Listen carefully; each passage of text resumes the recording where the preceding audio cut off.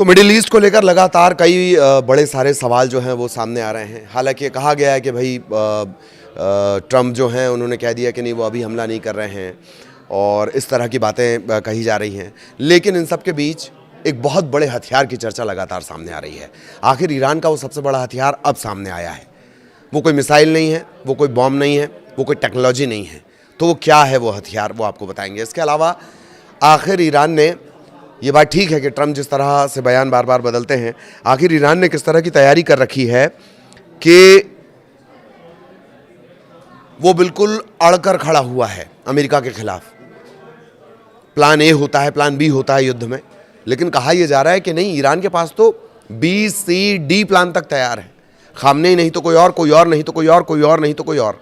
वो क्या है और कौन है वो ABCD प्लान बनाने वाला, इसके बारे में भी बात करेंगे। इसके अलावा रशिया और चाइना के साथ डील की बात सामने आई है, वो भी आपको बताएंगे। क्या है वो डील जो पूरे के पूरे युद्ध को बदलने का मादा रखती है, इसके बारे में भी चर्चा होगी।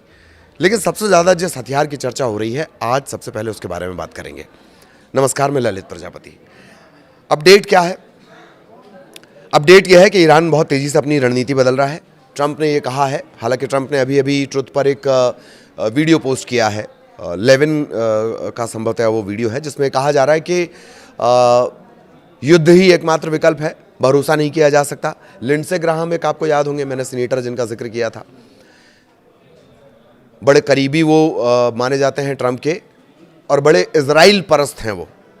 उन्होंने कहा कि नहीं, या तो ये खुद से हट जाएं और या फिर इन्हें हटा दिया जाएगा।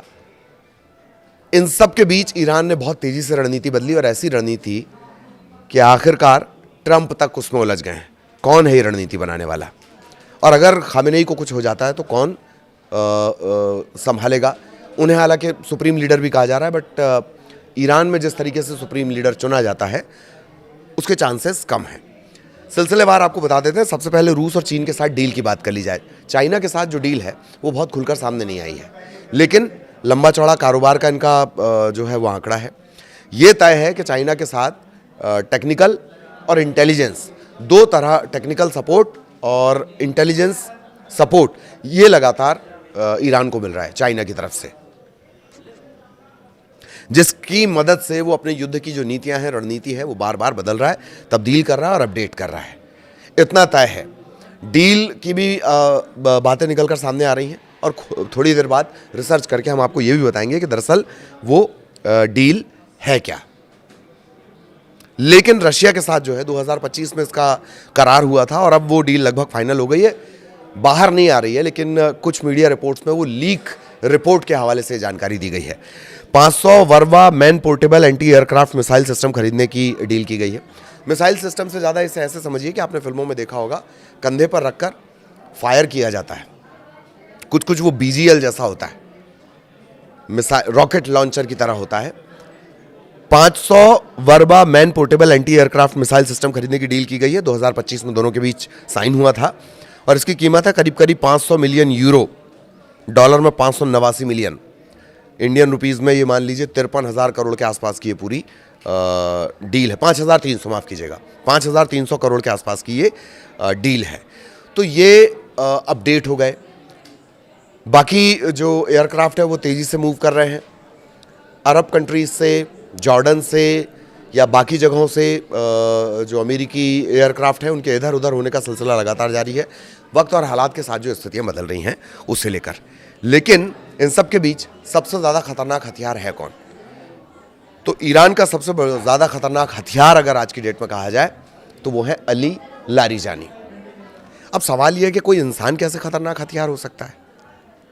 वो इस मानी में मिसाइल होना और मिसाइल चलाना। वेनेजुएला के पास सारे हथियार थे ना, चलाना नहीं आता था। भारत के पास कई ऐसे हथियार हैं जो पुराने हैं, आउटडेटेड हैं, लेकिन भारत की जो सेना है, इसे टैक्टिक कहा जाता है टेक्निकल लैंग्वेज में। एक होती है टेक्निक, एक होती है टैक्टिस। वो उसे बनाना और इंप्लीमेंट करना वो करते हैं अली लारिजानी। अब ईरान में लगातार प्रदर्शन हो रहे थे, प्रदर्शन बहुत करीने से ख़त्म किए गए। उसके पीछे कौन? Ali Larijani. ईरान का जो प्लान है ABCD, ई भी मान लीजिए, वो बनाने वाला कौन? Ali Larijani. अगल बगल के देशों से लगातार संपर्क करने वाले, चर्चा करने वाले वो कौन? Ali Larijani. और आखिर ऐसी नौबत क्यों आई? खामेनेई के बाद ये माना जा रहा था कि जो उनका बेटा होगा मुस्तफा, वो सुप्रीम लीडर होगा, लेकिन नहीं। दरअसल अपना क्राइसिस मैनेजर खामेनेई साहब ने बनाया है, आयतुल्लाह खामेनेई साहब ने बनाया है अली लारीजानी को। उनका जब प्रोफाइल मैं आपको अभी जानकारी दूंगा, तब आपको अंदाजा हो जाएगा कि आखिर ऐसा क्यों किया गया। अंदरूनी मोर्चे पर अली लारीजानी, बाहरी मोर्चे पर अली लारीजानी। कहा तो ये भी जा रहा, अच्छा पजेश्कियान से उनकी बहुत बनती नहीं है, जो वहाँ के राष्ट्रपति हैं, राष्ट्रपति चुनाव भी उलट चुके हैं, तो पजेश्कियान से उनकी बहुत बनती नहीं है, लेकिन माना यह जा रहा है कि एक तरह से वो पजेश्कियान के भी कहीं ना कहीं ऊपर हैं।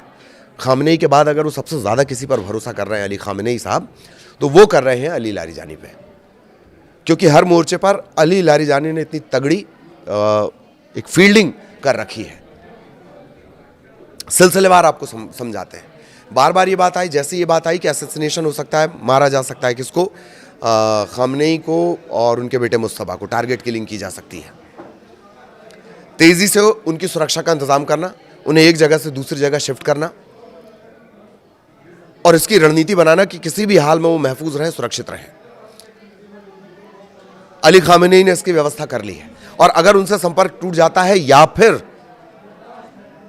फिर खुदा ना खास्ता अमेरिका का ये जो प्लान कामयाब हो जाता, तब कौन करेगा?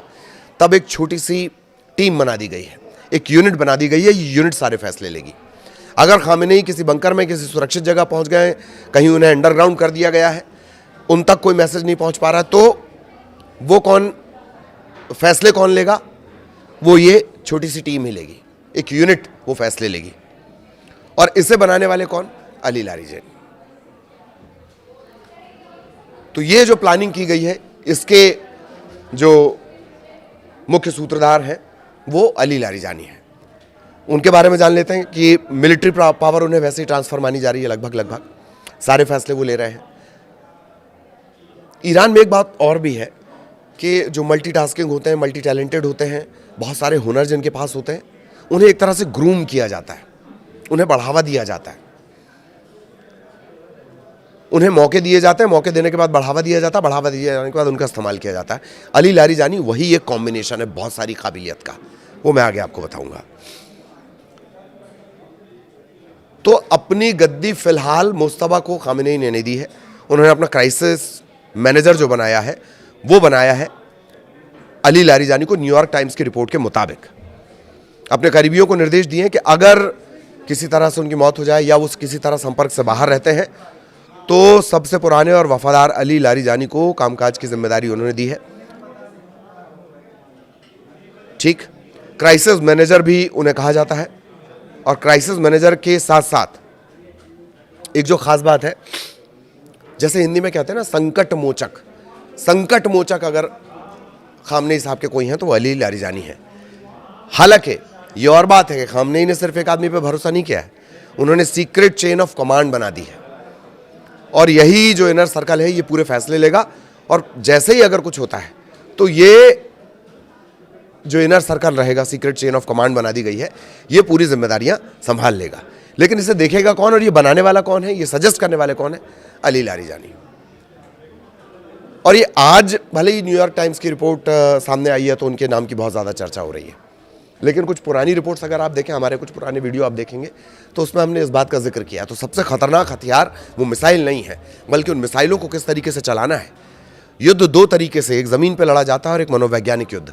दोनों में अगर खामेनेई को अपर हैंड मिला है, हम ये नहीं कह रहे हैं कौन नेस्तनाबूद हो जाएगा, किसकी ताकत ज़्यादा किसकी ताकत कम है, लेकिन अगर ईरान ने एक युद्धपोत को भी ज़मीन में समंदर में डुबा दिया, अमेरिका के लिए वही बहुत बड़े शर्म की बात होगी, अमेरिका के लिए वही सबसे बड़ी हार होगी। सुपर पावर को अगर सुपर पावर के पूरे चलते फिरते युद्ध के शहर को कोई डुबा दे, डुबाने की बातें कर दे, वही ईरान के लिए कामयाबी है। तो कहने का मतलब कि कौन मनोवैज्ञानिक और ज़मीनी युद्ध दोनों पर जो रणनीति बना रहे हैं वो अली लारीजानी बना रहे हैं। और जैसा कि हमने आपको कहा कि वो सबसे भरोसेमंद इस वक्त आयतुल्लाह खामेनेई साहब के हैं। कहा यह भी जा रहा है कि सारे फैसले भी लगभग वो ले रहे हैं, सेना और कमांड से जुड़े हुए। और ट्रंप को इन्होंने उलझा दिया है। फिलहाल जंग रुक गई है, ये बातें कही जा रही हैं, टाइम मिल गया है। हालांकि इस पर कतई भरोसा ईरान भी नहीं करता और बाकी के लोग भी नहीं कर रहे हैं, जानकार भी नहीं कर रहे हैं, क्योंकि अमेरिका और इजराइल का तरीका यही रहा है, पहले भरोसा दिलाओ फिर दगा कर दो। ठीक, लेकिन फिर भी रणनीति इतनी ज़बरदस्त कि अगर अली खामनेई को कुछ हो जाता, खामनेई साहब को कुछ हो जाता है तो कौन उनका हिस्सा संभालेगा, कौन उनकी जिम्मेदारी संभालेगा। उस जिम्मेदारी संभालने वाले को अगर कुछ हो जाता है तो तीसरे नंबर पर कौन और चौथे नंबर पर कौन, ये तक अली लारीजानी ने डिसाइड कर रखा है।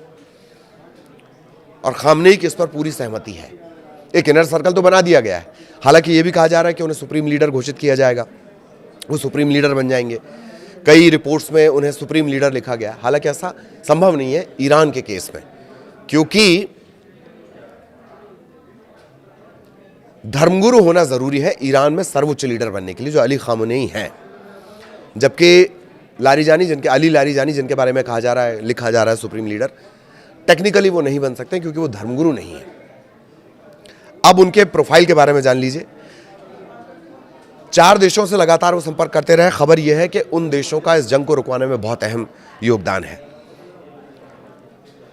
सऊदी अरब, कतर, ओमान, मिस्र, इनसे लगातार वो चर्चा करते रहे। फिलहाल अमेरिका ने यह भी कहा कि वो ईरान पर हमला नहीं करेगा। अमेरिका को उलझाने में लारीजानी की बड़ी महत्वपूर्ण भूमिका रही है। उन्होंने इस तरह से दांव चले, पेचीदा दांव चले कि वो उलझता रह गया।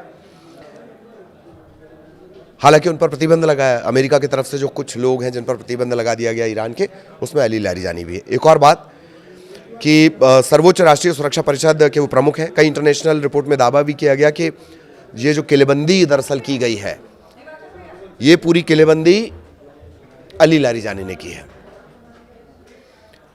अमेरिका को उलझाने वाली। खास बात, जैसा मैंने कहा था कि अगर ईरान में आप मल्टी टैलेंटेड हैं, अलग अलग हुनर आपके अंदर है, अलग अलग काबिलियत आपके अंदर है, तो उसे निखारा जाता है, उसे ग्रूम किया जाता है। उन्हीं में से एक है। ईरान की सर्वोच्च सुरक्षा परिषद का सचिव उन्हें बनाया गया था 2025 में। पजेश्कियान का उन्हें धुर विरोधी माना जाता है। 2004 में सुप्रीम लीडर खामनेई की टीम में वो शामिल हुए थे। उन्हें अपना सलाहकार नियुक्त किया था। वो चुनाव भी लड़ चुके हैं, हालांकि वो इस्लामिक गार्ड्स भी वो रह चुके हैं। 1994 में Islamic Republican of Iran broadcasting का प्रमुख बनाया गया। इस्लामिक रिवोल्यूशनरी गार्ड कॉर्प्स के सदस्य रह चुके हैं। 2005 में चुनाव लड़ा, हार गए और 2024 के चुनाव में उन्हें अयोग्य तक घोषित कर दिया गया था। 2025 में वो फिर खामनेई के साथ जुड़े हैं सलाहकार के तौर पर। कहा यह भी जाता है कि वो वहाँ की संसद के स्पीकर रह चुके हैं। तो ये तजुर्बा देखिए आप, बतौर मिलिट्री कमांडर तजुर्बा, सेना का तजुर्बा, नॉलेज, टेक्निकल नॉलेज, और उसके अलावा बतौर लीडर उनका तजुर्बा, ये सब काम आया है। इसी वजह से सबसे बड़े क्राइसिस मैनेजर इस वक्त अली लारीजानी बने हैं। एक और बात कि जो सऊदी अरब है, बड़ा कट्टर विरोधी तरीके का रुख उसका रहा है ईरान को लेकर, पर अली लारीजानी बार बार उनसे मिलने गए। करीब करीब 3 बार सऊदी के जो टॉप लीडरशिप्स हैं उनसे मुलाकात उन्होंने की और उसका दौरा काम भी आया है। आखिर अगर कोई अरब कंट्री कम से कम ये भी बोलने की हिम्मत रखे कि हम अपने एयर स्पेस और ज़मीन का इस्तेमाल ईरान पर हमला होने के लिए नहीं करने देंगे, ये भी बड़ी कामयाबी है ईरान के लिए। 3 बड़े बदलाव उन्होंने क्या किए थे जब ईरान में प्रोटेस्ट बढ़ा। खुलकर वो अमेरिका और इजराइल के बारे में बोलते हैं। वो उन्होंने ही सबसे पहले कहा था कि ये जो प्रदर्शन हो रहे हैं ये अमेरिका और इजराइल करवा रहे हैं। उन्होंने क्या किया था, 3 बड़े बदलाव जब प्रोटेस्ट शुरू हुए, अहमद वाहिदी को उप कमांडर नियुक्त कर दिया। वाहिदी पर अमेरिका कई साल पहले बैन लगा चुका है। फिर ब्रिगेडियर जनरल मोहम्मद अकरमीनिया को उन्होंने प्रवक्ता नियुक्त किया, सेना का प्रवक्ता नियुक्त किया। इजराइल के बारे में खुलकर वो बोलते हैं, अमेरिका के बारे में खुलकर बोलते हैं। प्रतिष्ठित शिया धार्मिक परिवार से, उनके पिता जो आयतुल्लाह मिर्ज़ा हाशिम आमूली, वो जाने माने प्रभावशाली धर्मगुरु थे और कंप्यूटर साइंस और गणित में इन्होंने बीएससी की है, पीएचडी भी की है। किसने? अली लारीजानी ने। उनका यही तजुर्बा पूरा काम आया है।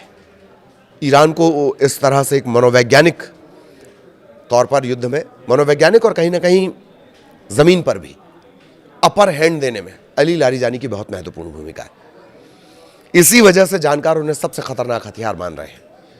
मैं फिर कहता हूं कि हथियार, टैंक, गोला बारूद, सब कुछ वेनेजुएला के पास था। उसे चलाने के हथियार, उसे चलाने के लिए प्रशिक्षित हाथ नहीं थे। जंग हाथ से ज़्यादा, हथियार से ज़्यादा हौसलों से लड़ी जाती है, और वो हौसला आज की डेट में अली लारीजानी है। सबसे ज़्यादा अभी आप अगर सर्च में देखेंगे तो अली लारीजानी ही सर्च किए जा रहे हैं, और वही वो ताकत है, वही वो क्राइसिस मैनेजर है। और अगर खामेनेई को कुछ होता है तो जिम्मेदारी, जो सबसे बड़ी जिम्मेदारी रहेगी, वो अली लारीजानी को दी गई है। इसी से आप अंदाज़ा लगा लीजिए। आगे इस जंग से जुड़े और भी अपडेट, इस तनाव से जुड़े, जंग तो इसे नहीं कहना चाहिए, इस तनाव से जुड़े और भी अपडेट आप तक पहुंचाएंगे। नमस्कार।